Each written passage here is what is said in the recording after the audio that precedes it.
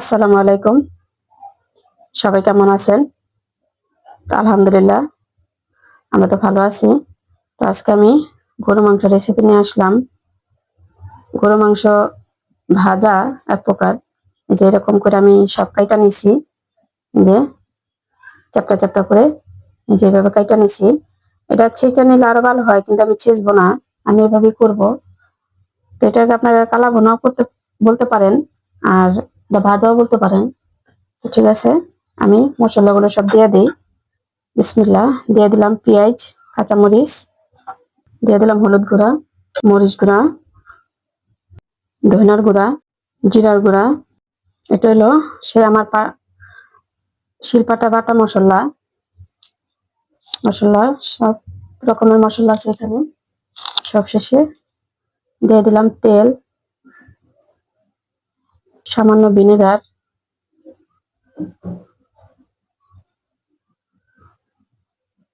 দিয়ে দিলাম টক দই, দিয়ে দিলাম লবণ। তো সব মশলা আমার দেওয়া শেষ। এখন আমি এটারে মাখবো। মাইখা তারপর আমি আধা ঘন্টা রেস্টে রাখা, তারপর আমি এটা বসাবো।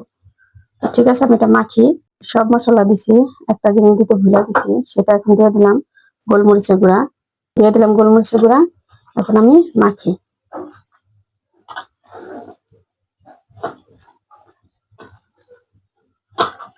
এই মাংসটা খেতে কিন্তু খুব স্বাদ হয়।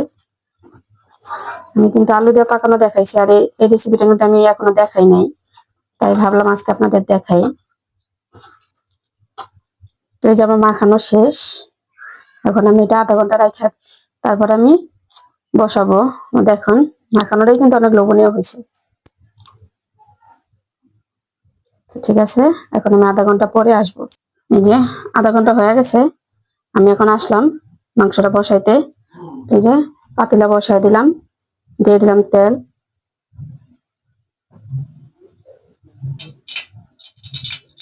তেলের পরিমাণটা একটু বেশি লাগবে, কারণ গোশটা তো ভাজা ভাজা হবে, তাই।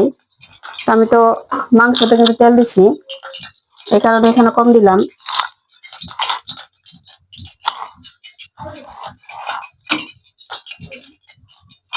এই যে দিলাম 2টা শুকনো মরিচ, দিয়ে দিলাম তেজপাতা,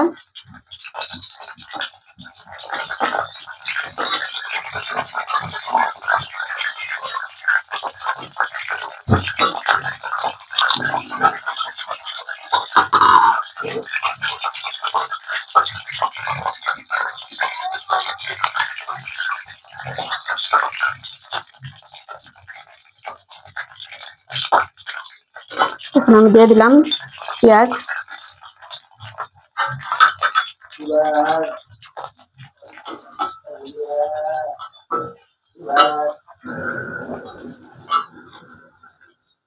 পেঁয়াজটা লাল হোক। এই যে পেঁয়াজটা কিন্তু বাদামি কালার হয়ে গেছে। এখন আমি দিয়ে দিব গরম মশলা, দারচিনি, এলাচি, আর হলো আদা, আদা রসুন বাটা। আমি কিন্তু এখানে আদা রসুন দেই নাই, এই যেভাবে দিব দেখা, তাই আমি দেই নাই। এইভাবে আপনারা মাংসটা পাকায় দেখবেন, অনেক স্বাদ হয়।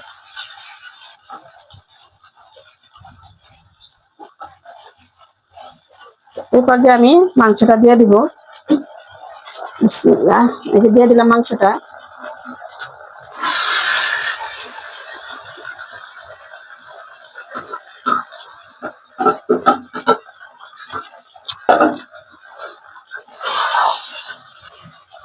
আমি একটু পানি দিই।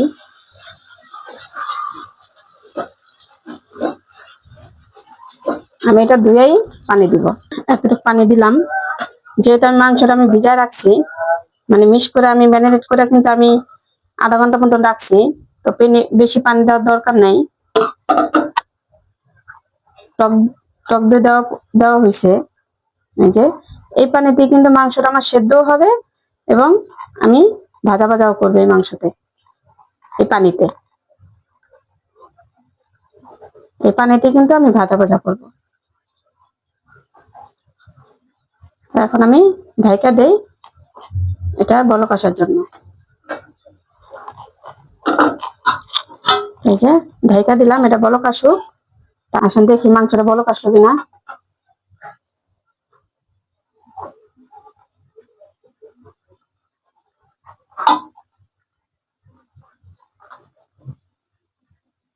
মাংসটা বলক আসছে।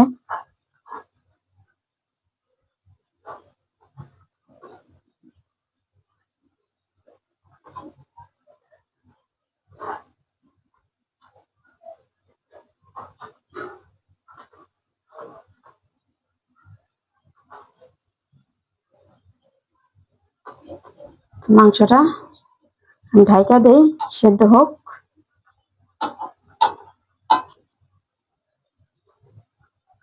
আসুন দেখি মাংসটা সেদ্ধ হলো কিনা।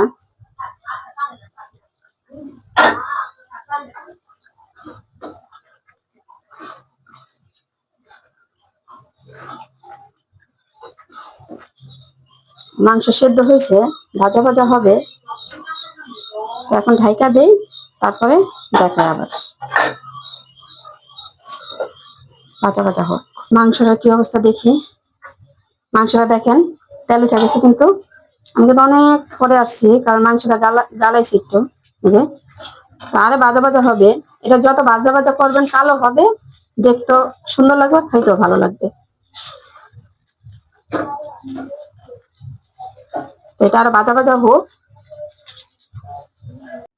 এই যে মাংসটা কিন্তু আমার হয়ে গেছে, যে দেখেন তেল উঠে গেছে, পুরোপুরি ভাজা ভাজা হয়েছে। দেখেন তো লবণীয় হয়েছে কিনা, দেখেন।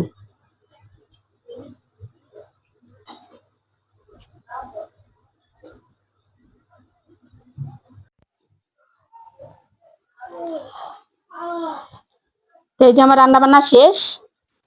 এই যে আমি মাংস ভুনা করলাম, দেখলেন তো আপনারা। এটা কালো ভুনাও বলতে পারেন, ভাজা মাংস বলতে পারেন, তো যে যেটা বলেন। তো আপনারা এটা কইরা ট্রাই করবেন, দেখবেন কেমন লাগে। ভালো লাগলে আমাকে জানান। আর এটা হলো টমেটো চাটনি, এটা আমার পেজে যাবে।